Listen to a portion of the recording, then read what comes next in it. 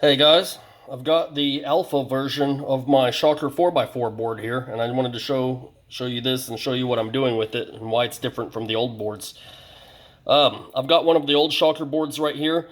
The only two similarities is the on-off switch on the side is the same, so that we can still use the original cutout on the grip frames, on the stock Shocker grip frames.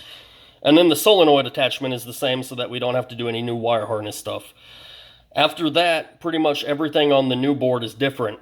I'm not even sure what this connector on the old board does. If anybody happens to know what that connector does, feel free to tell me, because right now I've totally just left it off the board. So, on the new version, and I call this the Alpha 1 because really it's just a blank board, and I solder on a couple of components to make sure everything's going to fit right. But on this version, we've got the USB. I've got 3 buttons right here for a 3-button menu. So the menu would operate just like on my autococker boards. You have a select button in the middle, and then you have an up and a down button. And then the tournament lock is right up here in the front. And what that allows us to do, when we put it into the grip frame,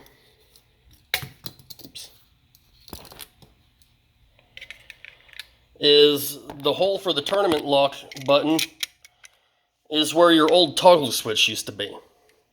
And that allows us to access the tournament lock externally from outside of the marker. The button is recessed down in there, so it does require a tool, some kind of pin or something that you're going to stick in there to hit your tournament lock button, and that's what makes it tournament legal. But really the reason I did that is because I think we're going to be able to 3D print a little button and have a button that you can push on the outside of your grip frame, and that will unlock your marker and take you straight to memory or menu mode. And that way, if you're not using your marker for tournaments, you just have a button up here and you can go and change all your settings real quick if you want to change firing modes and all that stuff. I know that on the Select Fire models you had 3 different firing modes. On this, I think I have like 13 different firing modes, so it's kind of cool to be able to unlock it from the outside. If you are playing tournaments, then you could 3D print a little plug to put in there, and maybe a plug with a pinhole that allows you to tap that with a pin, or even just leave it open if you want to, because it's already tournament legal with the button recessed down in there like that.